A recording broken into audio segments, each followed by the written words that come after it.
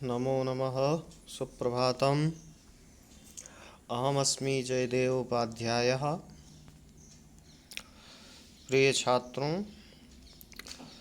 आज हम लोग पुनरावलोकनम इस पाठ के प्रश्न और उत्तर का अभ्यास करेंगे। पाठ्य पुस्तक में आए हुए अभ्यास प्रश्नों का उत्तर देखेंगे, साथ ही जानेंगे कि प्रश्नों का उत्तर किस प्रकार से दिया जाना है। प्रश्न संख्या 2, एक पदेन उत्तरत, जिसका अर्थ है एक शब्द में उत्तर दें। ये प्रश्न संख्या 2 है। एक पदेन उत्तरत यानी एक शब्द में उत्तर दें। अब यहाँ पर मैंने पहले प्रश्न लिखा है, फिर उसी के सामने उसका उत्तर लिखा हुआ है। इसी तरह से प्रश्न 2 के सभी प्रश्नों और उत्तरों को लिखा गया है। आप चाहें तो इन प्रश्नों को प्रश्न के नीचे इसका उत्तर लिख सकते हैं। प्रश्न के नीचे आप लोग उत्तर लिखेंगे तो ज़्यादा अच्छा रहेगा। जैसे पहला प्रश्न है, प्रश्न संख्या 2 का पहला प्रश्न है, फलम कह ददाति। आप लोगों ने पढ़ा था पिता फलम ददाति, यानी पिता फल देता है, तो उत्तर है पिता। अब एक शब्द में उत्तर देना है, इसलिए केवल पिता इसका उत्तर होगा। प्रश्न नंबर 2, अगला प्रश्न है, फलानि के ददति। फलानि के ददति, उत्तर है इसका पितरः। अगला प्रश्न है प्रश्न संख्या ग, मुनयः कुत्र निवसन्ति।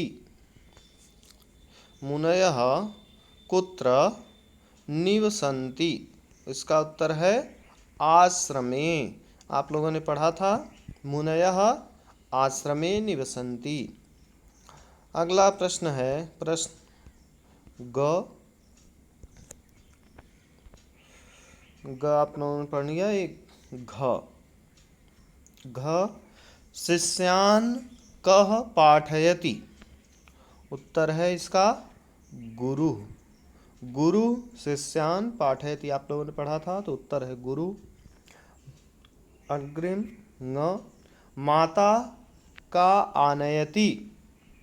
उत्तर है जलम। गोष्ठे काः निवसन्ति। गोष्ठे काः निवसन्ति, इसका उत्तर है धेनवः। 6, दधि कुत्र अस्ति। उत्तर है पात्रे। अगला ज, मधूनि कुत्र सन्ति। उत्तर है मधुकोशेषु। अगला ञ, धेनवः कुत्र चरन्ति।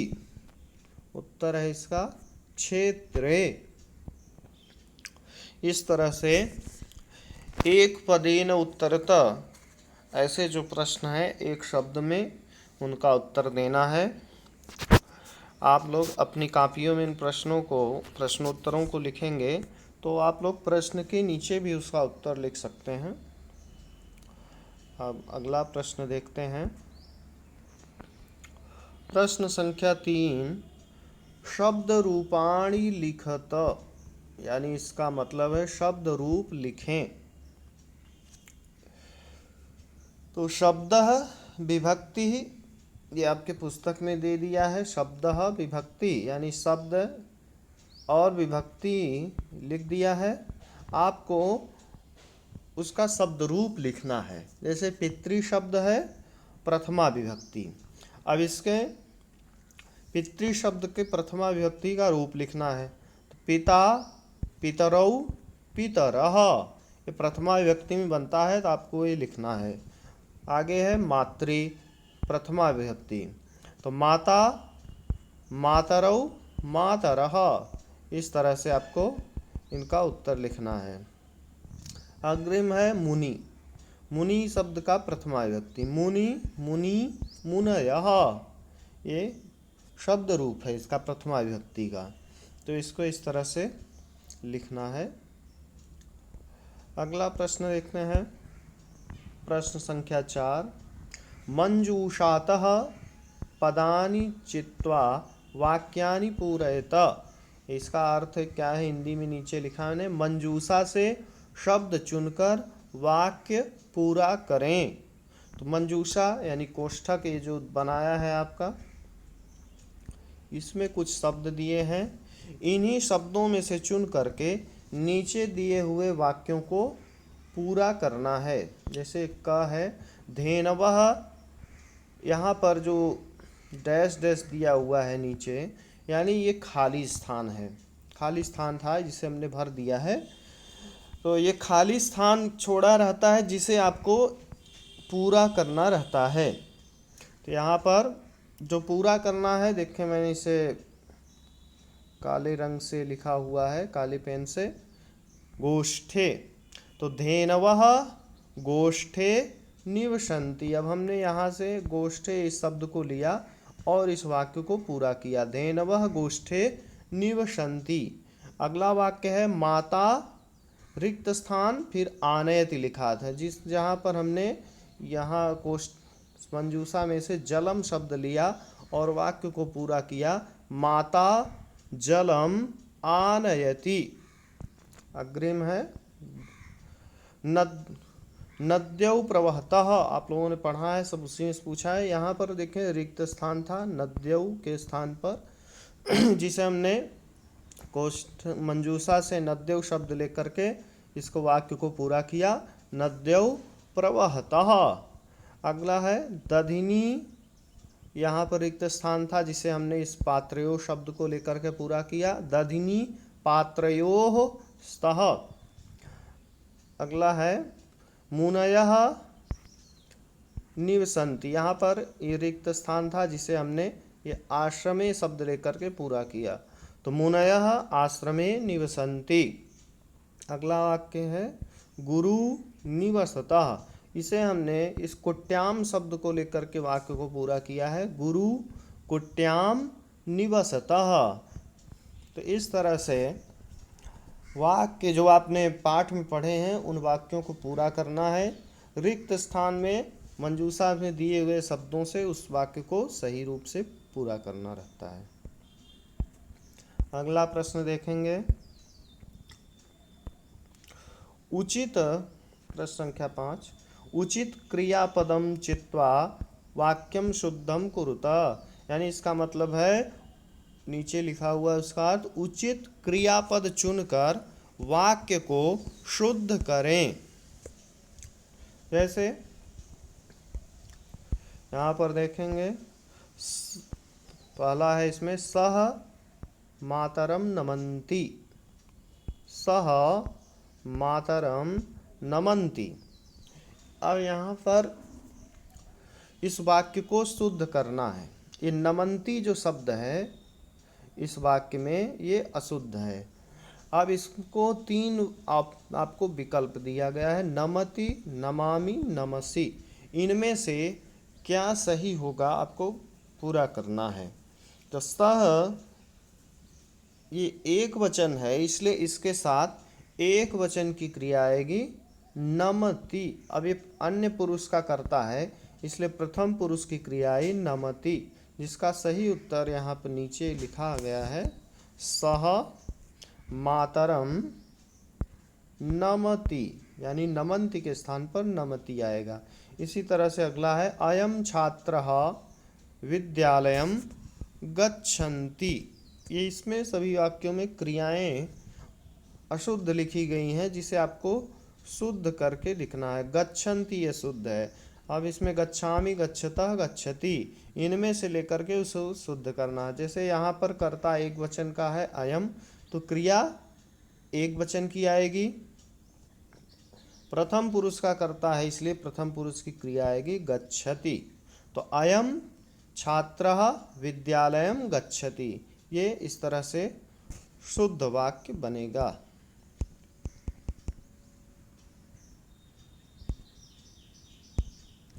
अब आगे देखते हैं अगला। अहम प्रतिदिनम पुस्तकम पठति। वाक्य है अहम प्रतिदिनम पुस्तकम पठति। इसमें पठति क्रिया अशुद्ध है।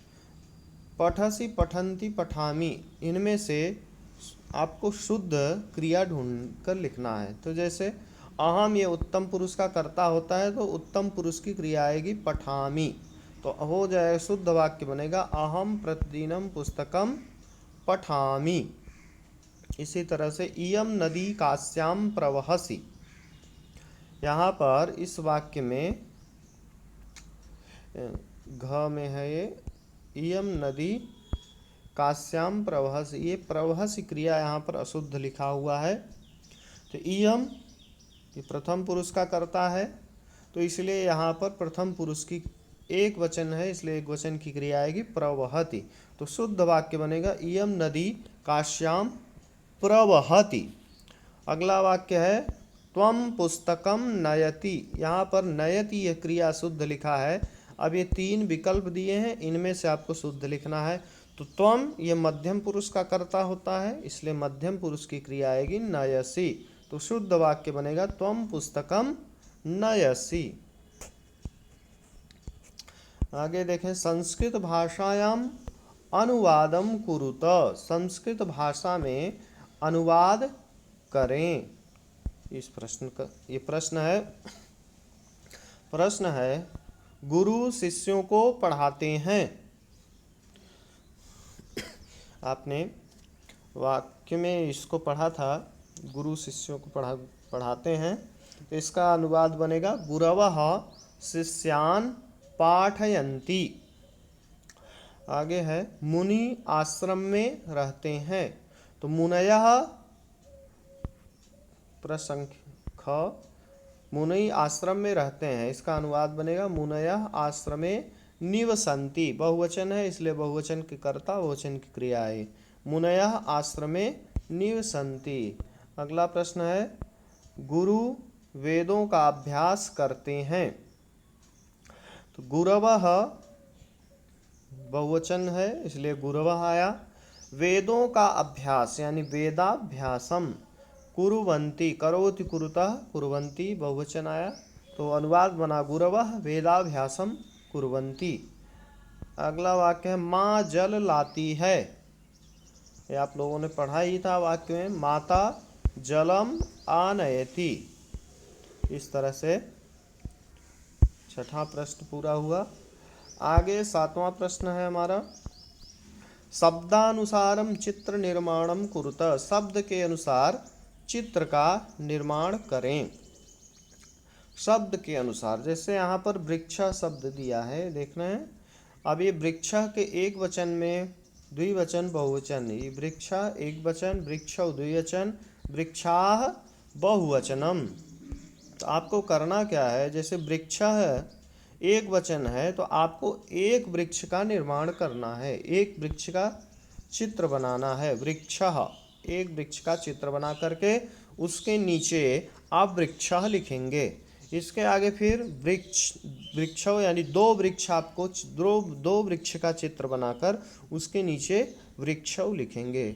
बहुवचनम वृक्षाः यानी यहाँ पर तीन या तीन से ज़्यादा वृक्ष का चित्र बनाएंगे और उसके नीचे लिखेंगे वृक्षाः। अगला शब्द है माला शब्द है। माला आप लोग जानते हैं, तो आपको एक वचन यानी एक माला बनाना है और उसके नीचे माला शब्द लिखना है। फिर दो माला का चित्र बनाना है, द्विवचन का शब्द लिखना है माले। फिर दो से अधिक माला का चित्र बनाकर के नीचे लिखना है मालाः। फिर अगला शब्द है पुष्पम। पुष्पम ए यानी एक पुष्प, तो एक पुष्प का चित्र बनाकर नीचे पुष्पम लिखेंगे, फिर दो पुष्प बना करके नीचे पुष्पे लिखेंगे, फिर दो से अधिक पुष्प का चित्र बनाएंगे और नीचे पुष्पाणि लिखेंगे। तो इस तरह से शब्द के अनुसार चित्र का निर्माण करना है और नीचे उन शब्दों को लिखना है। तो इस तरह से ये आपका प्रश्नों का उत्तर दिया जाना है। इसमें इन सभी प्रश्नों के उत्तरों को आप लोग अपनी कॉपी में लिख करके सभी प्रश्न उत्तरों को याद करेंगे। बाद में जब आपकी परीक्षा होगी तो इन्हीं प्रश्नों में से आप प्रश्न आएंगे जिसका आपको उत्तर देना होगा। तो इन सभी प्रश्नों को अच्छी तरह से लिख करके कॉपियों में आप लोग इसको याद करें। धन्यवाद।